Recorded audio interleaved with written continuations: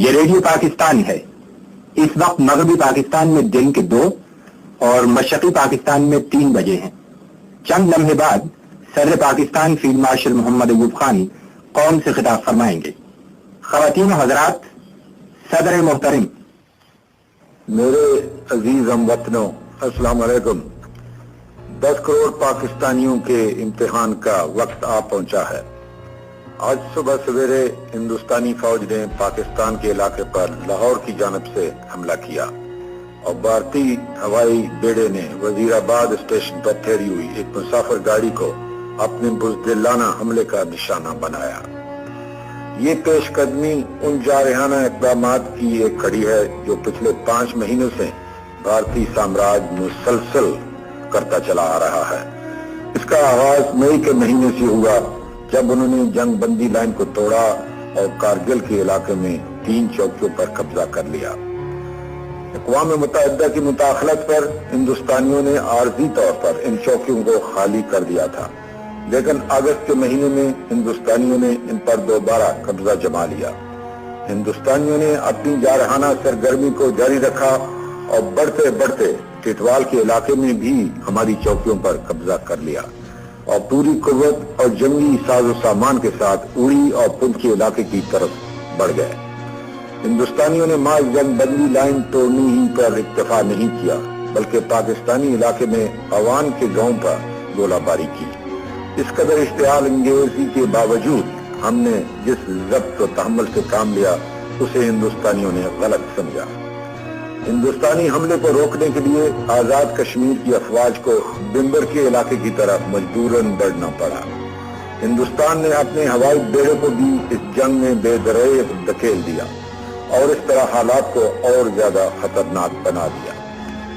اس وقت تک تمام دنیا پر ظاہر ہو گیا تھا کہ کشمیر میں ہندوستانی جارحیت کا اصل مقصد پاکستان پر حملہ کرنا ہے۔ آج انہوں نے اس کا آخری ثبوت بھی دے دیا ہے اور اپنی ان ناپاک ارادوں کا برم کھول دیا ہے جو شروع ہی سے پاکستان کے خلاف ان کے دلوں میں پرورش پا رہے تھے۔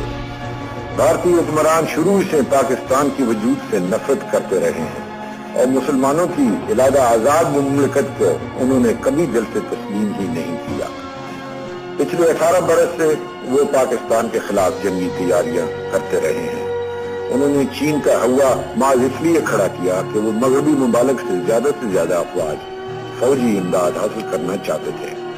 ہمارے بعض دوستوں کو بھارتی حکمرانوں کی ذہنیت کا علم نہ تھا اور وہ ان کی اس دھوکے میں آ گئے کہ شاید ہندوستان پوری طرح مسلح ہو جانے کے بعد چین سے جنگ کرنے کے قابل ہو جائے گا۔ ہم شروع ہی سے یہ جان گئے تھے کہ یہ ہتھیار ہمارے خلاف استعمال ہوں گے۔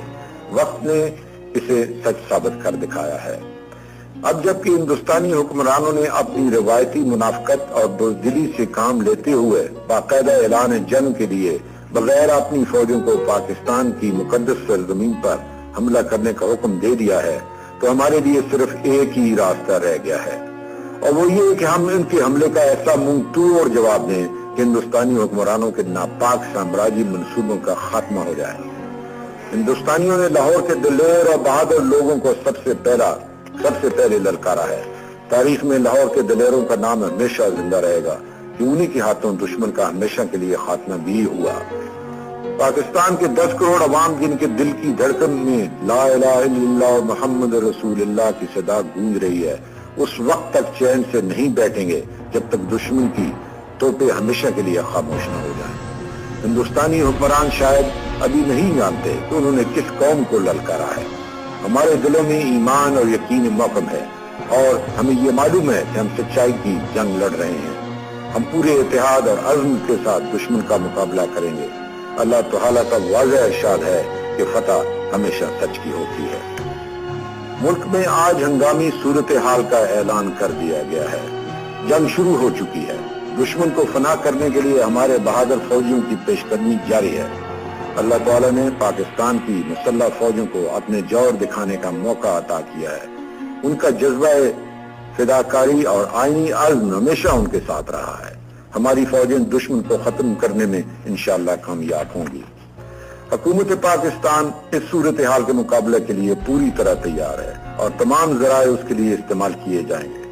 حملہ آور کے مقابلے کی اس جدوجہد میں ہمیں یقیناً ان تمام ممالک کی ہمدردی اور حمایت حاصل ہوگی جو امن اور آزادی پر یقین رکھتے ہیں۔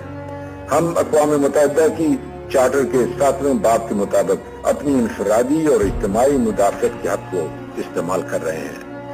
میرے عزیز ہم وطنوں، اس آزمائش کی گھڑی میں آپ کو مکمل طور پر پرسکون اور متحد رہنا چاہیے۔ آپ میں سے ہر ایک کو ایک عظیم فرض ادا کرنا ہے۔ یہ فرض آپ پوری ایمان اور وفاداری سے ادا کیجیے۔